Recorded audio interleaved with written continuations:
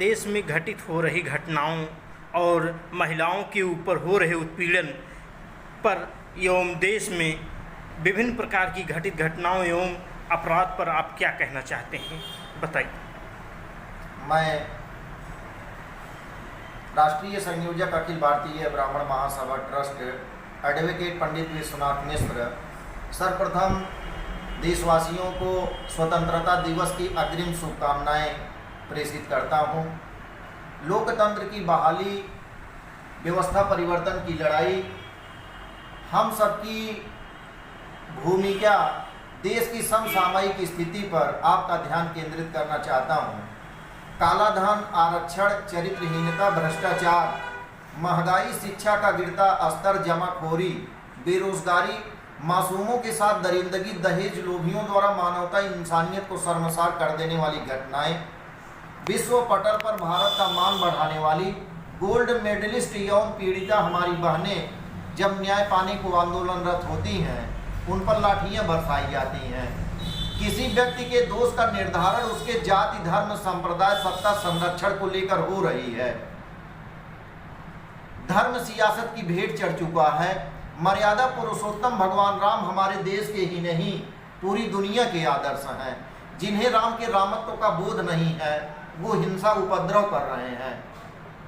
आरोप प्रत्यारोप का दौर जारी है। लोगों की निजता पर हमला किया जा रहा है। सत्तासीन होना ही राजनीतिक दलों का एजेंडा बन गया है।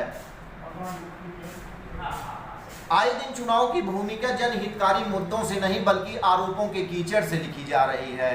बिजली, पानी, सड़क, चिकित्सा, शिक्षा, रोटी, कपड़ा, मकान, रोजगार, जनता से जुड़ी इन समस्याओं पर कोई भी जिम्मेदार बात करने के लिए तैयार नहीं है।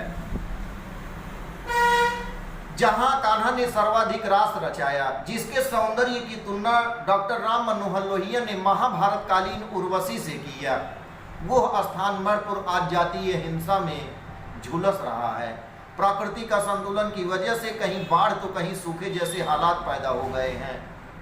संस्कृति संस्कार के पतन की वजह से मानवता, भाई भाई, पिता पुत्र, पति पत्नी के पवित्र रिश्ते कलंकित हो रहे हैं।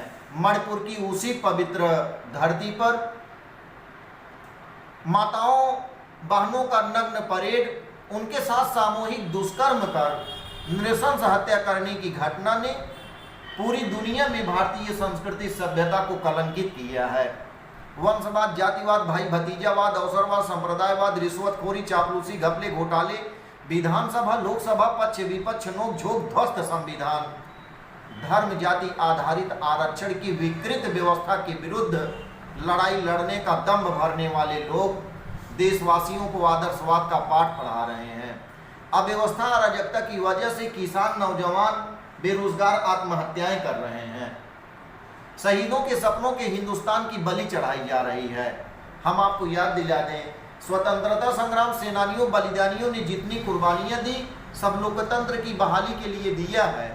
दुर्भाग्य से आज राजनेताओं, बाहुबलियों, उद्योगपतियों, नौकरशाहों के गठजोड़ ने इस लोकतंत्र को हाईजैक कर लिया है।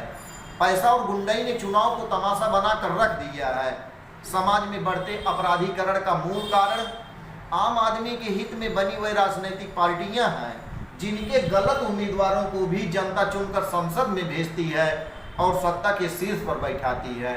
स्वच्छ ईमानदार जनप्रतिनिधियों के चुनाव से ही लोकतंत्र को जीवित रखा जा सकता है, तभी देश एवं समाज का कल्याण व विकास संभव है। नदियां सूखी पेट फुलाए, ये ताल दिखाई देते हैं और धर्म के ठेके जातिवाद के पाल दिखाई देते हैं। ये तो स्वागत योग्य है कि रामकृष्ण तो दल विशेष के एजेंडे में बैठ गए, किंतु सदन में क्यों रावण शिशुपाल दिखाई देते हैं? क्योंकि वोटों के सौदागर और दलाल दिखाई देते हैं, इसीलिए रहमान राम बदहाल दिखाई देते हैं। तो धर्म और जात की राजनीति करने वाली पार्टियां कभी देश और समाज का भला नहीं कर सकती। तो कुछ चेहरों पर गहरी लाली, ये निर्धन का सम्मान नहीं, और रूखे सूखे मुरझाए बच्चों के चेहरों पर मुस्कान नहीं। उधर करोड़ों के घोटाले, इधर गरीबी हालत। विश्वनाथ मिश्रा के सपनों का दिखता हिंदुस्तान नहीं। तो विश्वनाथ मिश्रा के सपनों का हिंदुस्तान इन नौनिहालों के हाथों में है। विशेषकर प्रबुद्ध जन से साहित्यकारों से, लोकतंत्र के चौथे स्तंभ पत्रकार बंधुओं से, डॉक्टर्स, इंजीनियर्स, साइंटिस्ट, हर जाति धर्म संप्रदाय के जागरूक लोगों से अपील करते हैं कि आप सब सामने आवें और देश की भावी पीढ़ी का मार्गदर्शन करें। क्यों? क्योंकि तलवारों की धारों पर इतिहास हमारा चलता है। जिस ओर जवानी चलती है उस ओर जमाना चलता है। तो मत छेड़ हम युवाओं को, लड़ना मुश्किल होगा, वरना ऐसा इतिहास लिखेंगे पढ़ना मुश्किल होगा, पढ़ना मुश्किल होगा। तो जो होता है सो होने दो, ये पौरुषहीन कथन है। जो हम चाहेंगे वो होगा, बस इसमें ही दम है। तो नहीं सही है समर पाप का भागी केवल व्याध, और जो तटस्थ हैं समय लिखेगा उनका भी इतिहास। ये मौसम की कसम, दरिया की कसम, ताना बाना बदलेगा और देश दर्द से उबरेगा, एक रोज जमाना बदलेगा। तो कब तक जुल्मी जुर्म करेगा सत्ता के हथियारों से? ये जर्रा जर्रा गूंज रहा है परिवर्तन के नारों से।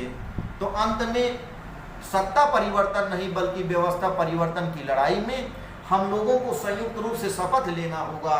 भारत माता की अस्मिता से खिलवाड़ करने वाले राजनैतिक दलों, अधिकारियों, जनप्रतिनिधियों, नौकरशाहों, बाहुबलियों, उद्योगपतियों को चैन की सांस नहीं लेने देंगे।